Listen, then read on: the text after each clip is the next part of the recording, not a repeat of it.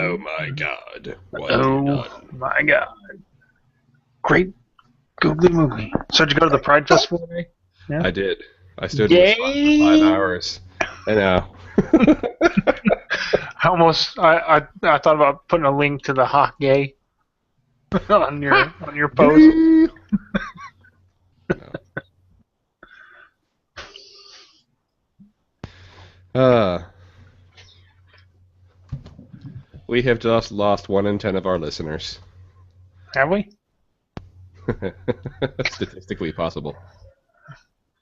We had 143 unique downloads already the other day of that episode you posted. Hey, That's there's fantastic. Brandy. Hi, Brandy. Hello. Hey. Are you gonna lurk with us, sir? Yes, whatnot? I will. I'll be the peanut gallery in chat, so just give a. That makes editing easier. Yeah, this will probably be the easiest ever edited episode. Somebody, you're welcome. Well, John, there was the one with just the 2 of us, which was really easy. Oh yeah. Radio silence. What was that? How much time do I have before radio silence? We About are now. live. Oh. We're on YouTube now, but we're about to start the actual recording. For real. Forever, ever? Forever.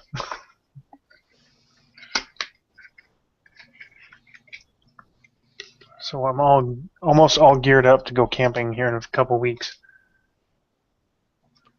Anyone who's known me in the past would be like, "You're going camping? You're going camping? Exactly. I'm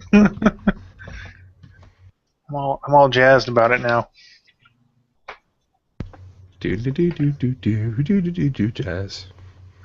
All right. Everybody got your cold beverages and whatever else you need? Beveraged. Me too. I got a little strongbow going here. Is that a vegan hard cider, Jonathan? That is a good question, actually. No, it isn't. It's a stupid question. Well, when I say it's a good question, like I'm not entirely sure. Let me look. I'm trying to remember. I do not know. Were those apples harvested cruelty-free? I hope it's a vegetarian-friendly cider. It's actually made with the blood of puppies. Tasty puppy blood. So let's do this. All right. I am recording. We are going to sync up on bees. And I just made my Wait, microphone on bees. So when you drop say down. bees, that's when we sync. No, count of 3 and then bees. 1, 2, 3. Bees. Okay. Well, I should be looking at the notes now to do the intro, shouldn't I? Probably. Welcome to the Irreverent Skeptics podcast. I'm your host, Rico Suave. Joining me today on June 14th, 2014 are Mike Bowler. Howdy. Michael McElroy. Hello. And Crickets. Chirp, chirp, chirp, chirp. Today You we'll must be have talking listened to about another episode. bees! So don't forget your bug spray and protective gear. Or maybe we won't need it after all, since bees are apparently dropping like flies. Pause for laughter. Yeah, more crickets. But first I'm going to drop a little bit of a rant bomb on you about the latest shitty headline clusterfuck from the news. So what I'm going to do here first is I'm just going to read a few headlines, just a small sampling of some of the headlines from the last week in news. So let's just get to that real quick. So first, YouTube refuses Egypt's request to remove footage of Tahrir Square sexual assault. Chinese hackers are practicing how to blow up U.S. pipelines and shut down power plants. 4 in 10 teens admit texting while driving. Police investigate attack on 10-year-old girl as hate crime. Amazon warehouse is under scrutiny after worker deaths. Muslims take 7 hostages and cook them alive until their bodies become charred. Yeah, read that one. It's such fucking horse shit. Anyway. Tacoma mom locked kids in room full of urine and feces. Beheading of elderly U.S. man killing of wife baffles gated community. California declares whooping cough epidemic. Police. Waffle House employee shoots and kills customer. Man burns daughter to death in suspected honor killing. And police shootings school shootings, catastrophic Iraq war failures, and politicians being assholes about POWs. Be afraid of brown people. Be afraid of your neighbor. Don't go outside. It's scary. You'll get killed. Whatever political affiliation you have, you need to hate the other. And basically, I just want to say to all that, hey, world, go fuck yourself. Like this right here, this shit is why I don't watch the news or listen to the news much anymore, because that's all it is. It's like, here, let's make you really afraid of everything around you, make you hate other people aside from you. Yeah, I don't need it. Anyway. Yeah, Tonight at 11, world, this everyday food item will kill your family. Find out what it is later. That's right. Yep. So that's my thoughts on that. There was just an endless list of different headlines that I was like, oh, I could use this one. I could use this one. I could use this one. And I got angry just looking at the headlines. Not even reading the stories. Reading the stories was even worse. But I don't know. That's just my thought. Is why does it have to be that way? Why does such a large majority of the news stories have to be? A lot of it's just a bunch of hyperbolic crap aimed at making you afraid of the world around you, and I just don't get it. It's nothing new, that's for sure, but also that soon food will cure your cancer tomorrow, or cause your cancer, or will cause autism. Oh yeah. Eggs, good for you, or super gonorrhea? What was the latest one about potential link to autism I saw? The PETA and the milk? Yes, the PETA and the milk. Yeah, we talked about that, didn't we? One study that was 20 years ago, and it was like a sample size of 5, and it was self-reported opinion stuff. It wasn't even actually about, like, it wasn't even science. Well, yeah, and that ad didn't explicitly say that dairy products cause autism. It just says is there a link? Big question mark. Implying just the condescending got autism with a frowny face made out of Cheerios and a bowl of milk. Go fuck yourself, PETA. Again. Aren't we a bunch of happy curmudgeonly sons of bitches? I don't understand it. PETA, people eating tasty animals. What's the big deal about them? There is that, I guess. Yeah. Maybe that explains what's going on with the bees. Maybe the PETA is eating the bees. Bees? The bees? Speaking of the bees. Yeah, our subject for the evening is them bees. So and now here's Mike with the show. All right, so you may have heard of something called colony collapse disorder, which is this phenomenon where worker bees from a beehive, or I guess in European honeybees, it's a colony, they abruptly start disappearing. Like they're not dying off so much as just not returning to the hive after they leave. That sounds to me like a liberal Obama conspiracy to undermine good, hardworking capitalists in America. And all they're doing is asking questions, John. They're just asking questions about, Well, and Chris, we know really, it's the gardener snake. The gardener snakes are convincing the bees to fly away so that everything collapses. I'm going to stand in for dumbass here and say ninjas. And then for myself and for Mike and for Brandy, I'm going to say big garter snake, case closed. Have a good night, everyone. See you, everybody. No? Okay. That's enough? All right. All right, I'll shut up now and let you talk. So apparently bees disappearing isn't a new phenomenon. Throughout the whole history of apiculture, which is the practice of beekeeping, it's been called various things. Wikipedia lists disappearing disease, the spring dwindle, May disease, autumn collapse, and fall dwindle disease. So I guess it happens all throughout the year, obviously. But in 2006, every now and then, huh? Oh God, you might want to talk to your doctor about that, John. It could be a sign of something terrible. In late 2006, this. I got an ointment. Oh God, there's a spread for that. Jesus Christ. No. I managed to derail this. Good job. Good job. 8 pages long, John. Come on. Give me Sorry, okay. Sorry, go ahead. So anyway, this existing problem was renamed colony collapse disorder in late 2006 in conjunction with a huge rise in the number of disappearances. In Western honeybee colonies in North America, and European beekeepers have seen the same phenomenon going on in Belgium, France, the Netherlands, Greece, Italy, Portugal, and Spain. And there's also some reports of it happening in Switzerland and Germany, although not quite to such a high degree. But who cares, right? Because bees are assholes. I'm allergic to bees. If they sting me, I swell up like a goddamn balloon. So, good riddance, right? Better the assholes. Well, I'm allergic to bees. I don't know about wasps. I haven't Gotcha. had a lot of experience with So them. so by default, then they're assholes. Gotcha. Yes. Wasps are assholes until I learn otherwise. But no, actually, it's kind of a big deal. The Wikipedia article on colony collapse disorder is really thorough about this, and it says colony collapse is significant economically because many agricultural crops worldwide are pollinated by European honeybees. According to the Agriculture and Consumer Protection Department of the Food and Agriculture Organization of the United Nations, nice long name, there's a lot of those today, the worth of global crops with honeybees pollination was estimated to be close to $200 billion in 2005. So we're talking about a fifth of $1 trillion industry that's relying heavily upon pollination by honeybees. And shortages of bees in the U.S. have increased the cost of farmers who rent the bees for pollination by up to 20%.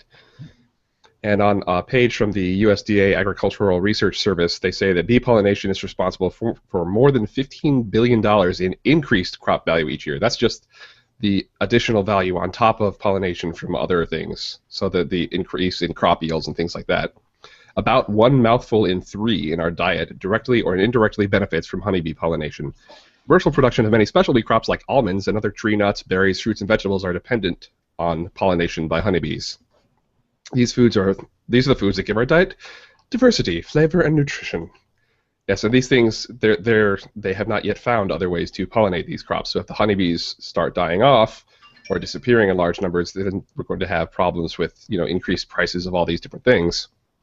Honeybees aren't native to the U.S. They originally came from Europe with the first settlers from there.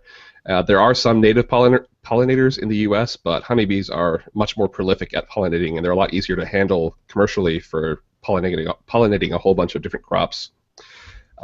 Between 2006 and 2011, there were an average of 33% of colonies that were collapsing. That's a huge number of colonies that were collapsing. With a third of those were there were a 33% lost overall, all the colonies, and about a third of that, so about a ninth of the overall loss, a ninth of the total number of bee colonies was disappearing because of colony collapse disorder. Between 2011 and 2012, there was an exception when the total losses, instead of being 33%, were only 22%, but if the losses continue at the older level, it could threaten the entire bee pollination industry as an economically valid and viable industry.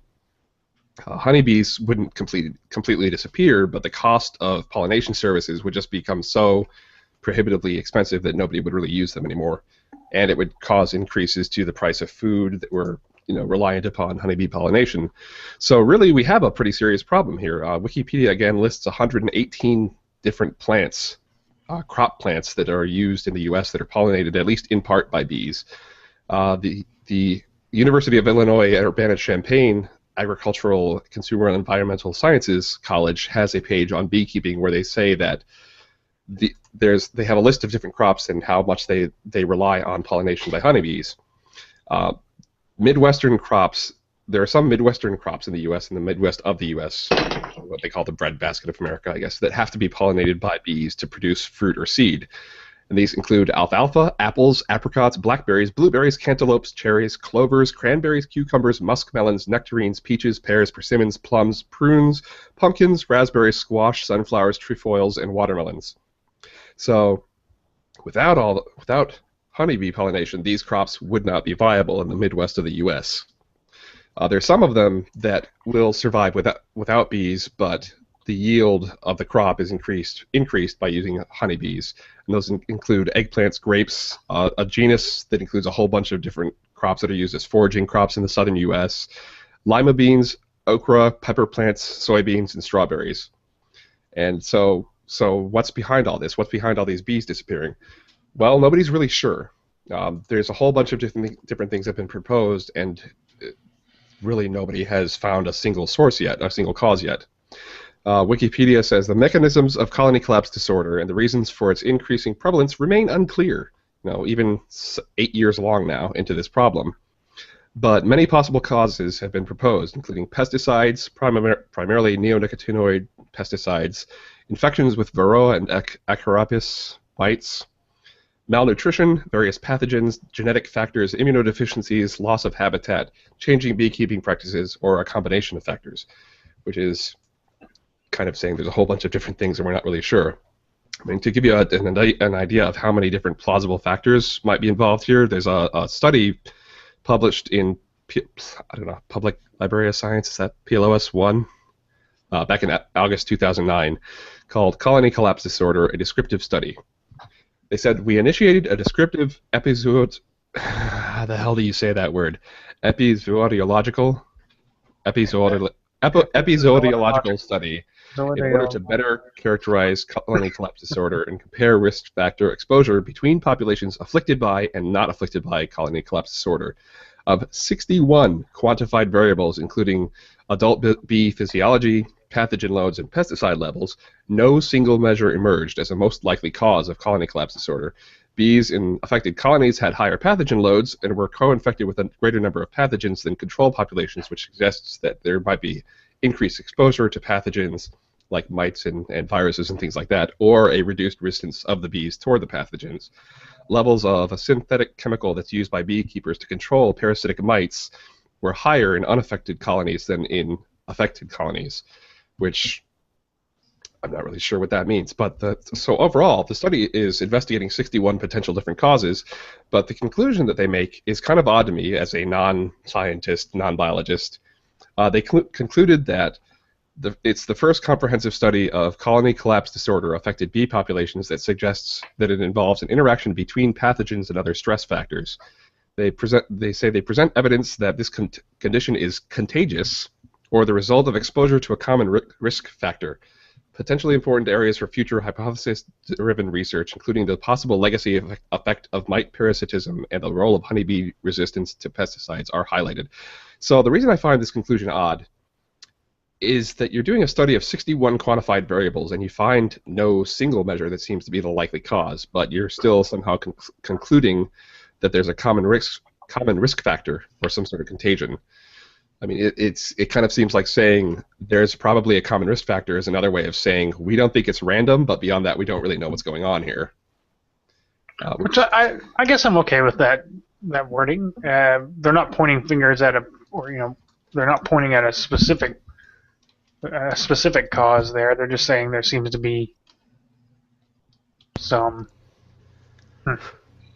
Yeah, it seems to me that if you don't find any single measure to be the most likely cause, then how do you know there's a common risk factor? I don't know. Maybe that was saving face. It was better to say that than fuck. We don't know.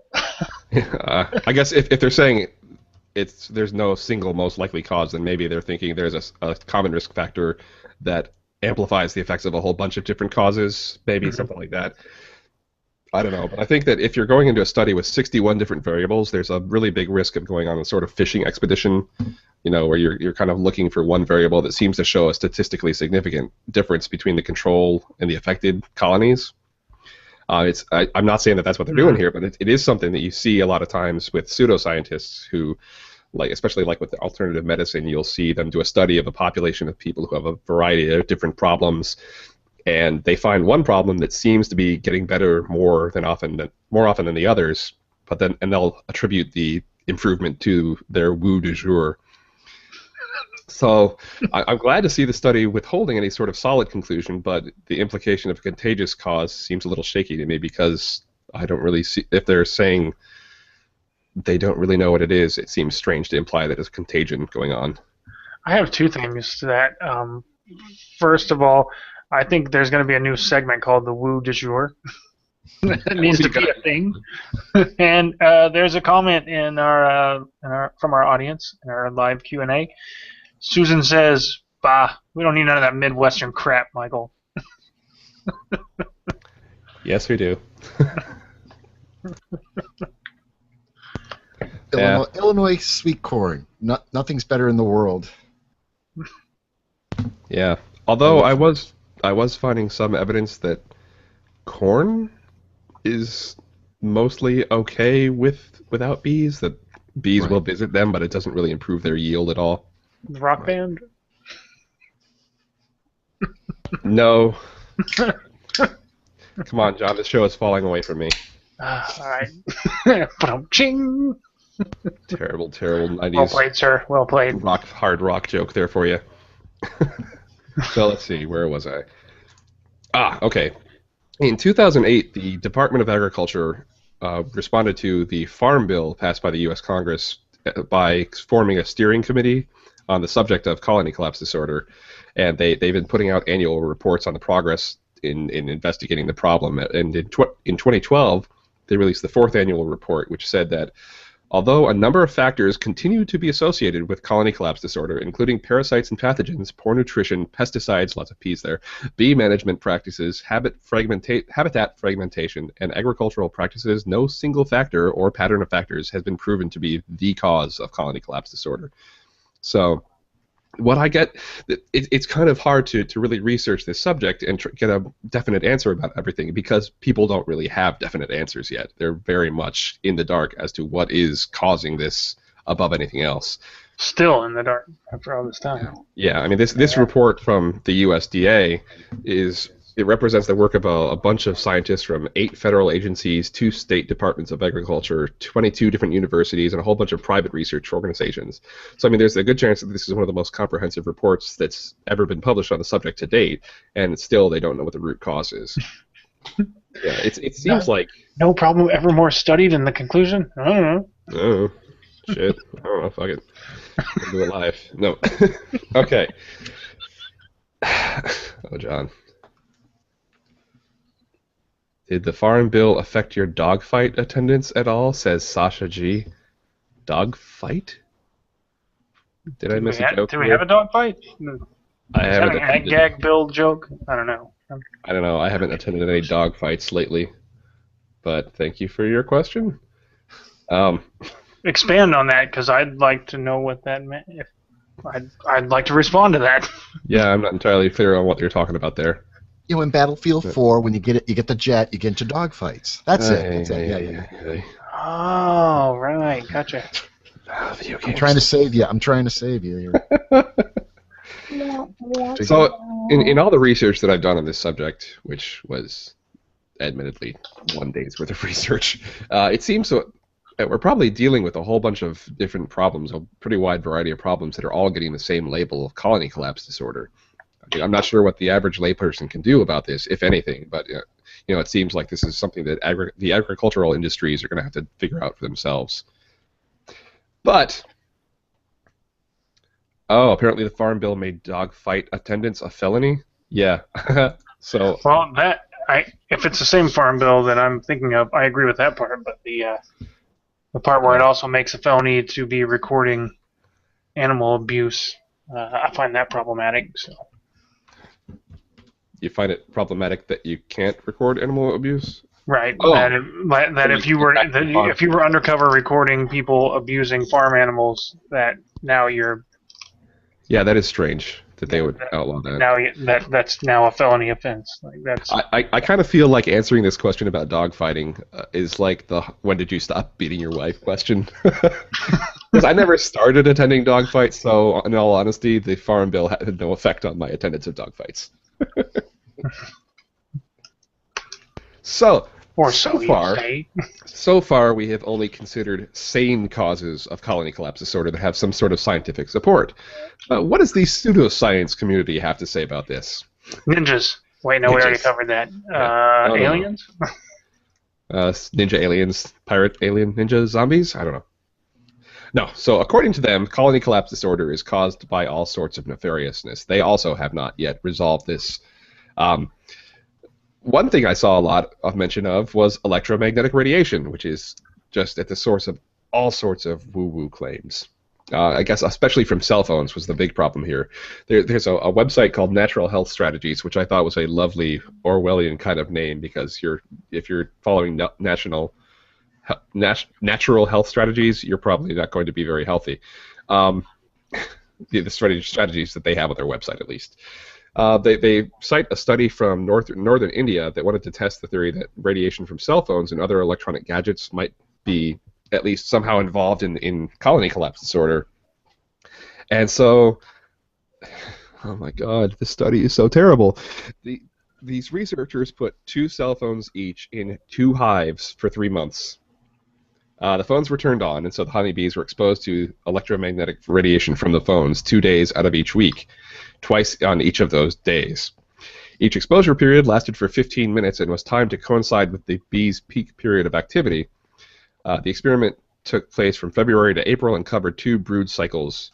So the cell phones, I guess they got a total of 1 hour exposure every week. And there was a third hive. And a high roaming data charge. Oh my god. The third hive had 2 dummy cell phones that were not giving off any radiation, and the fourth had neither real nor dummy cell phones. I guess they were empty. There were no phones in there.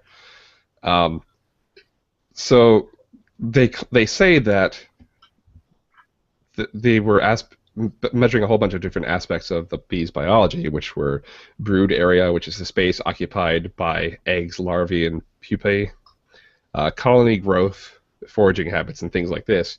And they said there was a dramatic decrease in the number of bees returning to the hive exposed to cell phone radiation. By the end of the experiment lasted, there was neither honey nor pollen or brood and bees in the colony. And the studies therefore suggest that colony collapse occurs as a result of exposure to cell phone radiation. So apparently, we're supposed to take this study seriously. Cell phones, for the most part, if you're just setting a cell phone and not doing anything with it, they're not giving off electromagnetic radiation.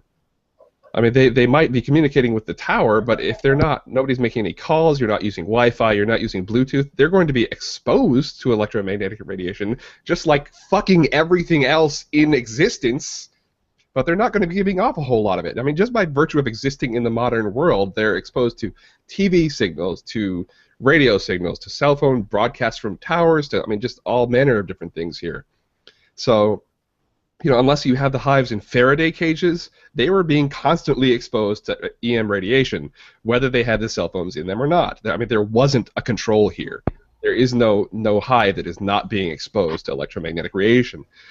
I mean, and beyond that, cell phones emit non-ionizing radiation, which basically just means that they warm things up a little bit. It's as if you're exposed to a light bulb and saying that you're being irradiated by the light coming out of the light bulb. It's not. Oh my God, I am. Oh. Yeah, I mean, unless the phones are somehow heating up the hives, then the phones aren't to blame here. I mean, and what we have here is a study with 2 hives with cell phones in them. 2! And 1 with dummy cell phones and 1 with no cell phones. And we're supposed to take this seriously, as if they could possibly get statistically significant data from this.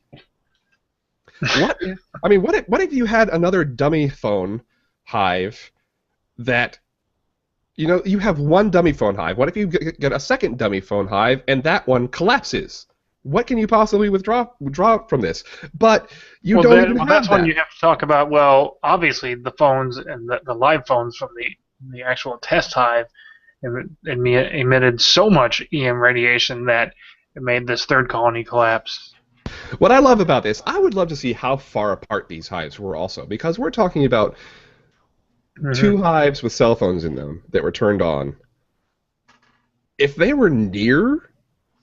if they were near these hives, the other hives, then you just contaminated the data completely, because any broadcast being sent from the cell phone may well be running up against the outside of the other hives. I mean, the signal is not going to be captured completely within the hive. It's not like the hive is a Faraday cage. The signal is going to go and broadcast all around it. So I don't know. This study is bullshit. Next, HARP. Everyone's favorite bullshit conspiracy mumbo-jumbo device. There's a website called hyperstealth.com, which was fantastic. Back in 2007, they claimed that HARP transmissions could be jamming the homing ability of bees. Quote, HARP transitioned to full power and military use just prior to the summer of 2006, with an increase in output from 9.6 kilowatts to 3.6 megawatts. The corresponding timing and range with the colony collapse disorder suggests recent transmissions from the array could be the most likely cause of the bee problem. So my response to this is just no. No. Just no. Like I said in the introduction to this subject, these disappearances have been going on throughout the history of beekeeping. It was only the name colony collapse disorder that came around in 2006 when it started happening a little more often. And HARP was actually shut down for most of 2013, but colony collapse disorder didn't go away. Surprise. And HARP is going to be shut down permanently later this year, so we'll get an even better test of whether or not this actually has anything to do with it after the end of 2014. But I think my favorite complete nonsense explanation for this came from Natural News, and I'm not going to be linking to them in the show notes because fuck that guy. GMOs / high fructose corn syrup are to blame for colony collapse disorder. So, apparently one area that has been... Surprised it wasn't Splenda. Splenda. It's chemicals, man. It's all those chemicals. One area, this is quoting Natural News, ... One area that has been largely overlooked is the role high fructose corn syrup has played in killing off bees, as the vast majority of it comes from genetically modified pesticide-treated corn crops.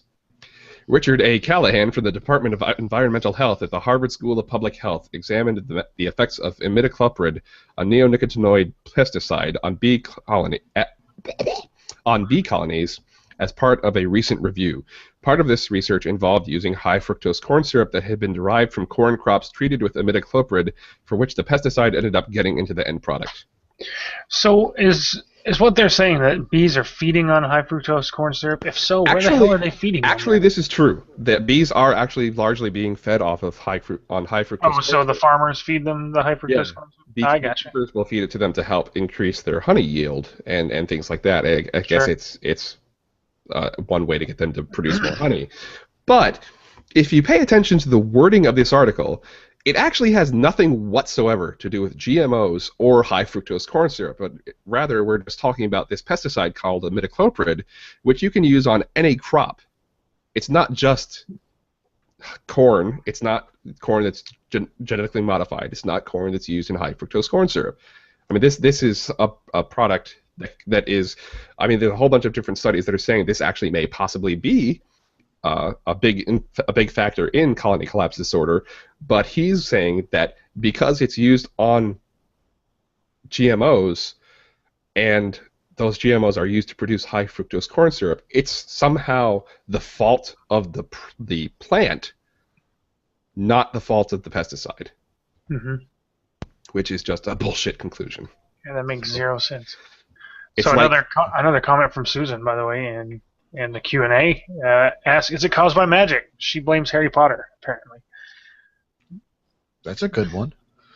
Yeah. That seems as plausible as and the bees die. Yeah, seems as plausible as electromagnetic radiation and high fructose corn syrup. GMOs, lol. So Mike Bowler has put a few photos in our notes here of what I guess you're saying it is a hive that's gone through colony collapse disorder. Yeah. It is kind of fascinating to look at because it's clearly been abandoned and it's kind of falling apart. I'm losing my voice. I spent most of the day shouting today, so no. Yeah, let me bring up the screen here for our. And there will be links. These photos will be included in the show notes for those who are listening in audio. Okay. We love you. Can you see is it up on the? Yes. Okay, because this is the tree. This tree fell down. It was an oak tree. I think it was a bur oak that fell over. It had rotted out from the inside. This is actually in my backyard. Now, let's come over. Let me get where's my mouse? Okay, here's just more pictures of it. And here's the hive in there. You can see, you could see, I don't know, and can you see where I'm pointing? Can you see my pointer? Yes. Okay, that's right behind right here is also hive. The bees went crazy in here, and this is hive right here. What they did, they built in there. This is again. It's like some made these bees go crazy because you could see where they're not even. The cells aren't even. You could see like here where I'm pointing, the cells are much larger than the cells over here. Yeah, they're very uneven and kind of deformed. Right. And let's see. And of course, then you got the different. This looked like it was they were just starting to build this when everything came apart. This is actually was in real good shape. It really looked good. This part didn't. So there was. So who knows what was going on there? Let's see if I got any more. Yeah, here's some more. Because here, they had started building. There was a lot of, and then some of these actually there were what do you call them? The pupa stage, where the bees were still in the cells, and they couldn't get out. It looked like they died right in the cells themselves. They were just barely breaking out of the. Barely breaking, because the bees will help those to come out. They'll break the end seals. Like they lay eggs into the cells and then cover it up with like wax or something, don't they? Right. And if I understand, like the part of the symptoms, if you will, of colony collapse disorder is that the bees don't return back to the colony. Is that right? Right. So yeah. So you have a depletion of the worker bees, eventually depleting the nursery. Right. Workers. Yeah, it's not even so much that bees are dying in big numbers, just that the problems are that workers are leaving the hive to go off and do whatever, and then just not coming back. Right. Maybe they're getting lost in Vegas, you know.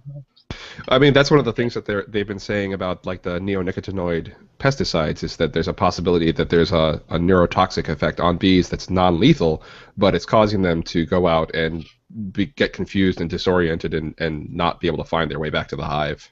Brandy had told me about, she had heard a story somewhere, I don't remember where now, about small mites getting in the noses of the bees and somehow causing them to be confused and not able to locate their home, not able to navigate properly. Yeah, I think those are the Varroa mites that I was talking about earlier. Yeah. So there's actually another, I didn't leave it in the notes here, but there was another fantastic natural news article about bees. And so somebody proposed that there was a viral infection that was involved in colony collapse disorder, and Natural News decided to go on a rant about how, oh, what are they going to do? Are they going to vaccinate the bees? What are they going to do? Are they going to set up a little nursery somewhere for a little infirmary somewhere for bees, and they're going to get tiny needles and inject all the bees with vaccines? Then autistic bees, huh? Maybe that's what's causing colony collapse disorder. Oh, Jesus Christ. Oh, no. I'm a bad person. It was just fantastic. We're terrible and we're not sorry.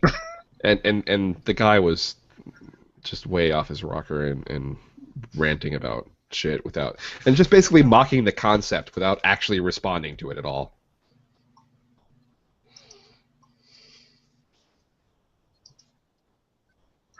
So we went through that pretty quickly. Wow. Was that all 8 pages of the notes? Oh, so there you have it, people. Well, several pages of the notes are our what's. So, although. What? What? Let's see. Let's scroll past these pictures here. So shall we do some what's? What? Susan in the Q&A says zombies. Huh? I see what you did there. What you did there. I see it. So let's talk about some of these what, shall we? What? All right. I'll read the headline. How about this? I'll read the headline. McElroy, you tell us a little bit about it, and Mike Bowler, how about you give us your reaction to it? That works. Preferably with lots of cussing and yelling. Okay, no problem. All right, what number one? What? Tony Perkins says gay rights advocates want anti-Christian Holocaust. We'll start rolling out the boxcars. Oh my God. Yeah, you gotta love this guy. So. Oh, wow. From Right Wing Watch, the most watchful of the right-wing watchers, after Colorado's Civil Rights Commission unanimously upheld a judge's finding that a baker unlawfully discriminated against gay customers, Family Research Council You just know it's a great organization when it puts family right there in the fucking name. Family Research Council President Tony Perkins, which is not a euphemism for a sex act that you have in a bathhouse, invited the baker's attorney, Nicole Martin of Alliance Defending Freedom, to discuss the case yesterday on his show, Washington Watch. Perkins reacted to the discrimination case by offering comparison to the Holocaust. Of course. Quote, I'm beginning to think, are re-education camps next? When are they going to start rolling out the boxcars to start hauling off Christians?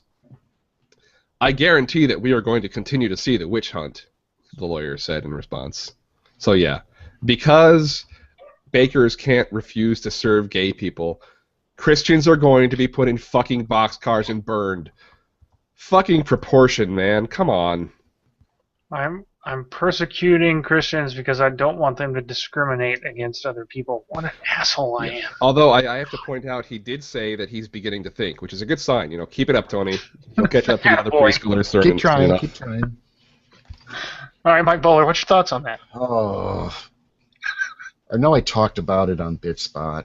I mean, it's just this general stupidity. These fucking retards who have no clue to what they're even. I don't even think they know what they're talking about. I mean, they're just doing this to rile up their constituents, and it's like when it's okay for Christians to persecute or discriminate against whoever, whatever their choice that week is, but then when they find out, they were wrong, it's like, oh no, we weren't wrong, it's just, we're the ones being persecuted, it's like, dude, do these guys even listen to them, what comes out of their mouths? I mean, what are these guys saying? Do these guys even get it? And they, it just, that's about the best I can do. What was it Jon Stewart said on The Daily Show once? He said something along the lines of, they're confusing not always getting their way with having their rights taken away. Mm-hmm. Yeah. So I'm going to summarize what Mike Bowler just said, fucking ass clowns. Yeah. Which is something I did not see today at the Pride Festival. Really? Yeah. Well, you should go to or ass fucking clowns. You should go to a church festival then. I'm sure you'll see plenty of ass clowns there. Please send your hate mail and feedback to. Okay. Please send some feedback and hate mail. I have yet to get any hate mail or feedback. I can't believe that. What do I have to do? Do I have to go like full on? Do I have to do like scathing atheist and just make like sexist, racist jokes and be unapologetic about it to get hate mail? I mean, come on. If this year was anything like the last couple of years, there were probably some crazy people preaching at today's Pride Festival, though. I remember a couple of years ago, there was actually a guy I saw there who I recognized and who recognized me from when he was protesting at the Reason rally. So this is a guy who drove all the way down to D.C. to protest an event, and now he's right here in my own little town. It was lovely. Completely off topic, but whatever. All right, for our next what? This is something found on Hemant Mehta's Friendly Atheist blog. Hit us. Gibbering creationist dumbass Callie Joubert, I'm going to say Joubert, I don't care how it's pronounced, recently wrote a paper that was published, unsurprisingly, in Ken Ham's Answers Research Journal, which is to research journals what... Oh, God, Mad Magazine to... I was going to make some sort of a joke about mentally deficient people, but that's terrible, and I shouldn't do that. So, it's one of the most fantastic examples of pseudo-intellectualism that I've seen in a long, long while.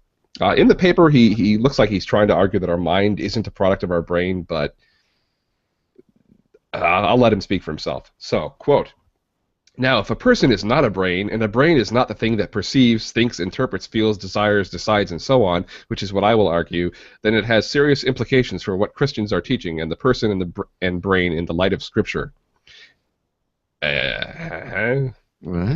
So he has a bunch of different theses that he says he's refuting that are supposed to be... he's refuting his theses. They're supposed to be coming from secular sources. So there's a quote from some secular author It says, the mind is what the brain does, and the brain is a causal machine. The user illusion, nevertheless, is that a decision is created independently of neuronal causes by one's very own active will. So his response to this is, if I reach for a broom to pick it up, then one of the things I do is just that. I decided to reach for the broom and pick it up. But if that is something I do, then it follows it is something I know that I do. If you I am doing what I've just done, I'll immediately be able to tell you. However, by lifting up the broom, which is what I do, I made a whole lot of things happen which are not in any sense things that I do, but which I am nevertheless the cause of. I would have made air particles to move. I may have freed an ant heap from the pressure that had been upon it by the broom. I may also have caused a shadow to move from one place to another. Now, if these are merely things that I made to happen, as distinguished from what I do, then I may know nothing about them. But, and this is the crucial point, and incredibly confusing point, it is not to say that if I am unaware of making things to happen in my brain or body when I think a thought, experience an emotion, or will an act, that I am not the cause of the events happening within it. What? What? So what? The paper goes on from there. I'd say definitely check out Hemant's blog for a link to the paper. It's really worth a laugh, and the best response that I've seen to it, apart from Hemant's own response, which is just a series of animated GIFs of people making confused faces and saying what. The best response I saw came from a user who goes by the name Psychotic Atheist, summarizing the paper. 1. When our tooth hurts, we point to the tooth, not to the brain, which proves that the source of pain is not our brain. 2. I'm the one moving the broom, not some stinking brain. 3. I don't hypothesize that there is a dog. I see there is a dog. Therefore, the brain does not use metaphorical hypotheses in perception. 4. You can't point to representation occurring in the brain because there are no paintings or maps in the brain. Therefore, the brain does not represent what it perceives. When I see a dog, I see it directly. I do not see a representation of a dog. 5. A painter who retains the images of dogs in his brain to paint later proves that the brain does not represent things. Painters paint with paint. The brain cannot paint, ergo no representation occurs because no paints. And also, of interest, apparently, there are no brushes in the brain. 6. Brains cannot intend or generate meaning, therefore they cannot use symbols.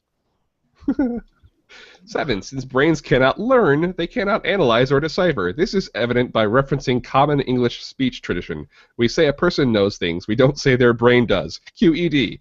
Bonus points. Brains are gooey and bloody, not full of books or records. 8. When I remember a dog, there is no dog in my brain. The dog is sitting by the fire.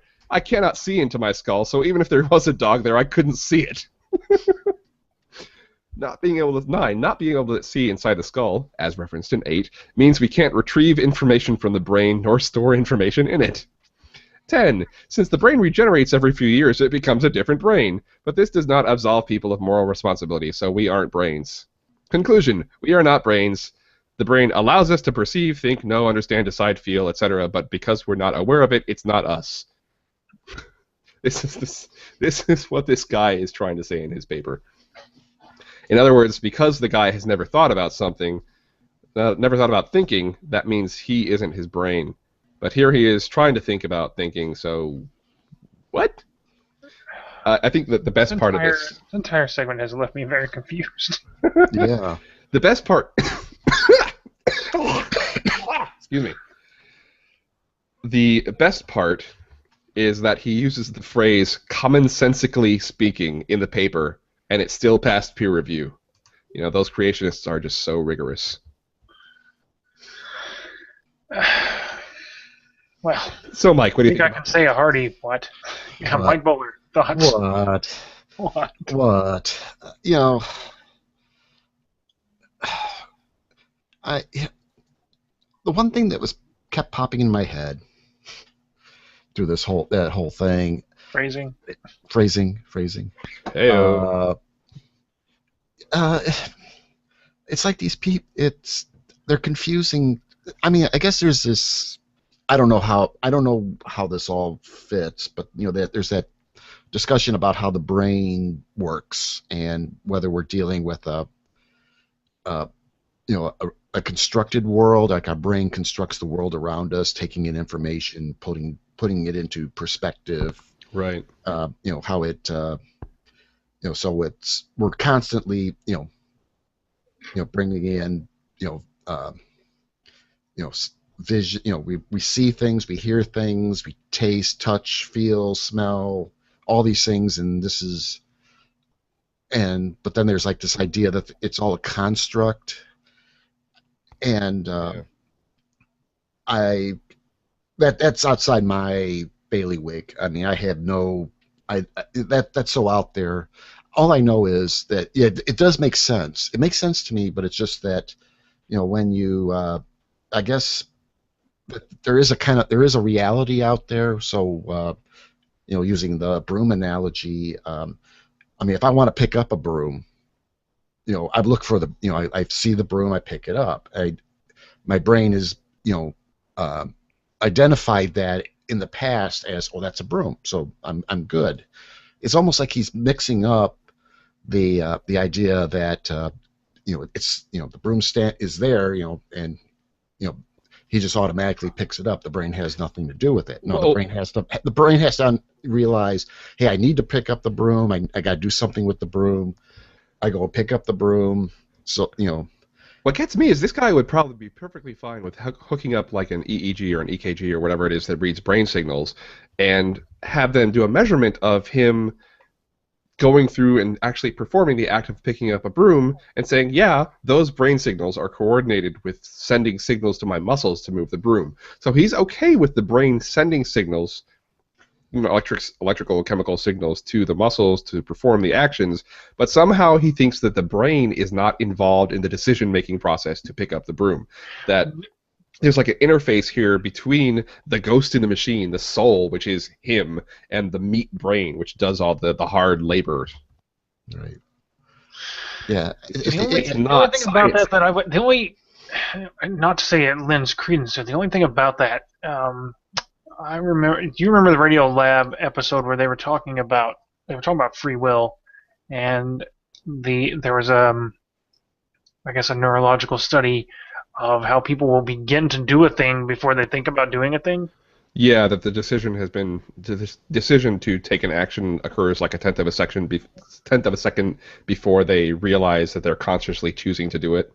Yeah. So that does not say that lends credence to the idea of a soul, but just that, in my opinion, that lends credence to, I guess, lends more credence to the unconscious, or maybe even your id, I suppose. Yeah, but yeah, that's I think in that guy's favor, I would say that, but not. But I don't want to confuse that with being like, I think he's right. Just that there's a little something there, but certainly not. So Brandy's response in the comments was, "Those are not ideas; those are senseless mouth sounds." Yeah, I get into discussions with people on Reddit quite frequently. Don't do that.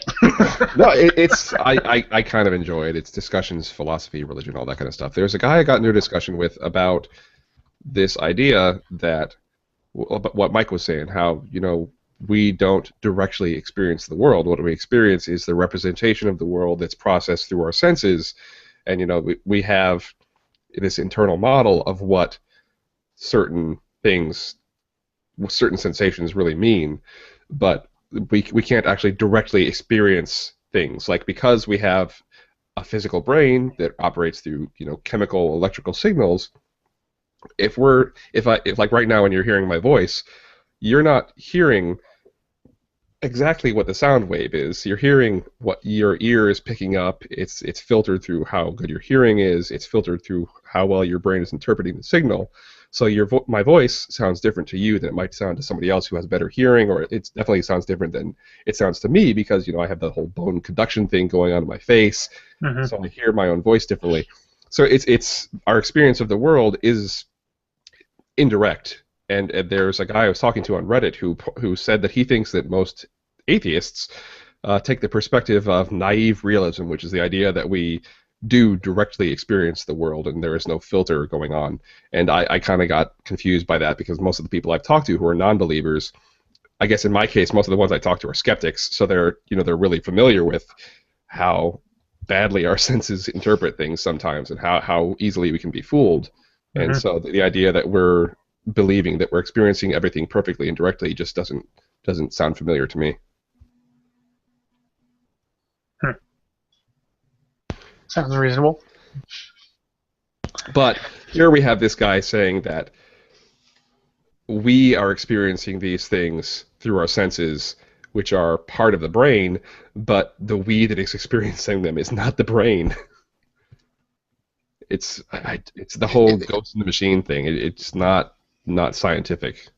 It's very much a dualist approach to the mind, I guess. Mm-hmm. I mean, I'm totally confused what the guy's really trying to go for. I mean, it sounds like he's trying to say that, saying one thing, but he starts saying something else. I think he's trying to sound smarter than he really is. Yeah, that's probably it. Especially the word commonsensically. That was enough to, yeah.